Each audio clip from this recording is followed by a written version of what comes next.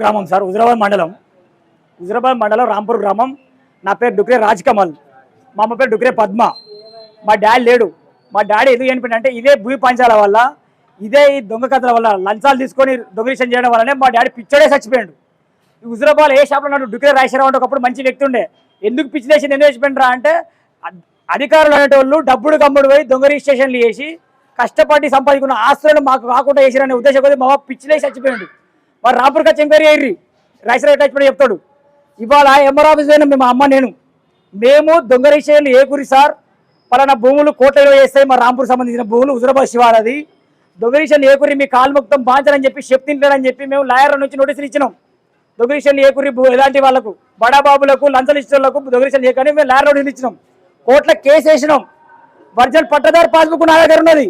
అవన్నీ ఉండగా కూడా, ఈ నోటీసులు ఉండగా కూడా ఎంఆర్ఓ అనే వ్యక్తి ఒక పలానా వ్యక్తి చలన తీసుకొని రిజిస్ట్రేషన్కి సిద్ధమైతే సార్ ఆయనకి ఎట్లా చేస్తారు మీరు, రిజిస్ట్రేషన్ చేయకూడదు, ఒరిజినల్ పట్టదారు పాస్బుక్ మా దగ్గర మేము చెప్తే పట్టా పాస్బుక్ ఏమవుతారా బాయ్, పట్టా పాస్బుక్ రిజిస్ట్రేషన్ ఆపుతుందా, పట్టా పాస్బుక్ ఉన్నా లేకుండా రిజిస్ట్రేషన్ చేస్తా అంటాడు.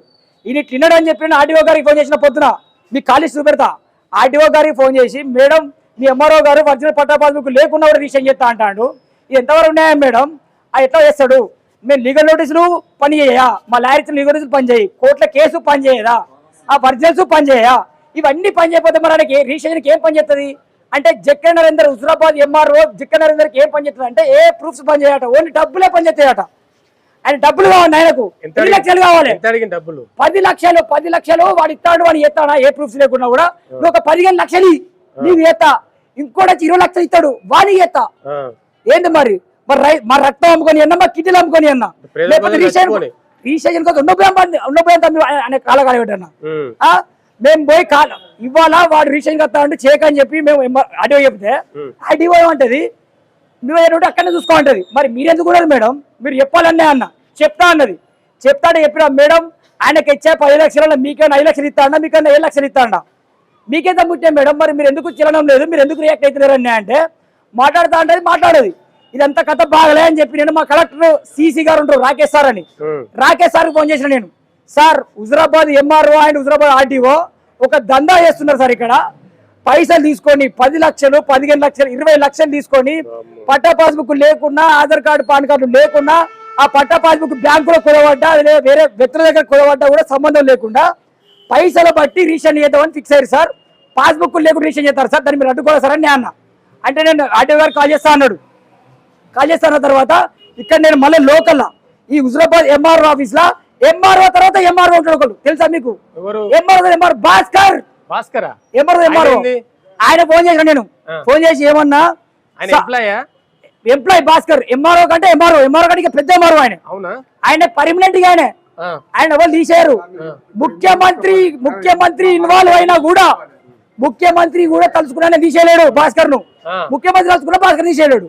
ఆయన ఫోన్ చేసిన భాస్కర్ సార్ మీ ఎంఆర్ఓ ఇట్లా చేస్తున్నారు, మీరు డబ్బులు తీసుకొని రిజిస్ట్రేషన్ పాల్పడితే మీ జాబులు పోతాయని చెప్పిన. ఎవరు ఎందుకు న్యూసెన్స్ చేస్తానో ఎవరెవరో ఫోన్ చేసిన ఉన్నాడు. నేను ఆల్రెడీ కలెక్టర్ దగ్గర ఉన్నా, నేను మన రాకేష్ సార్ ఆల్రెడీ మీ అడ్వై ఫోన్ చేస్తాడు, మీరు దయచేసి రిజిస్ట్రేషన్ ఏదన్నా అన్న అంటే చేపోన్నాడు అన్నాడు. అంటే ఈయన మాట ఎట్లా ఉన్నది, ఈయన గత చరిత్ర నాకు తెలుసు భాస్కర్ది. మీరు లక్షలకే ఉమ్మడి పోతారు, న్యాయాలద్దు వీళ్ళకు మనసులో ప్రాణాలద్దు మనసులో మానాలద్దు, పైసా నోట్ల కట్ట కావాలి కదా. ఈయన మాట వెటకారంగా ఉన్నది, నేను నమ్మ అడుగే నేను ఎట్లా సాయంత్రం వస్తారు దొంగ రిజిస్ట్రేషన్ చేసుకుంటా చెప్పిన కావాలన్నా కావాలంటే 6 సైట్ 6 సైట్ క్లోజ్ అవుతాడు నాకు తెలియదు. ఆ 6 సైట్ క్లోజ్ అయ్యే టైంలో ఒక 10 నిమిషాల ముందు 5:50 5:45 ముందు పిలిపించుకొని రిజిస్ట్రేషన్ స్టార్ట్ చేసిర్రు. చేస్తే నేను పోతానని నెట్టేస్తారు.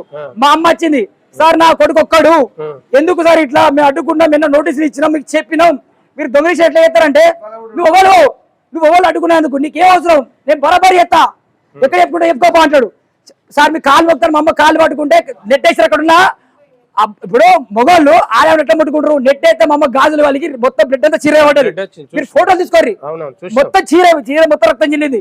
చిల్లాక ఎంఆర్ఓ కాళ్ళు మొక్కినా నాకు రక్తం వచ్చినా కనికరించాడని చెప్పి మా అమ్మ ఎంత ప్రయత్నించడం. నేను వీడియో తీస్తానా ఫోన్ గుంజుకొని బయట వారేసిర్రు.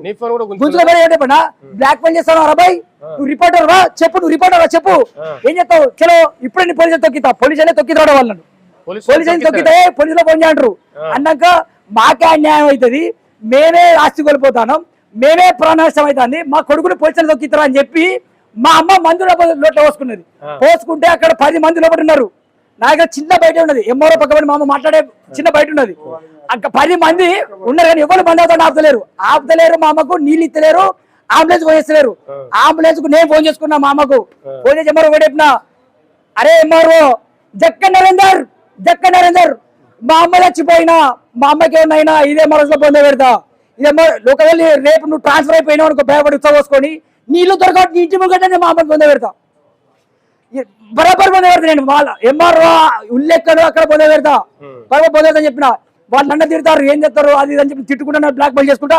ఎప్పుడు ఇవ్వకపో ఏం కాయిపో ఇలా 100 మంది చూసినా ఆ మందు డబ్బు వాటి బెదిరిస్తే మేము రిషన్ ఆపుతాం అంటే మా అమ్మ చచ్చిపోయినా కూడా రిషన్ ఆపరాడే వాళ్ళు. ఎట్లా ఆపరు మరి? ఏంటి కదా ఇవాళ ఈ ఎంఆర్ఓ ఉన్నాడు, రేపు ఇంకో ఎంఆర్ఓ అవుతాడు.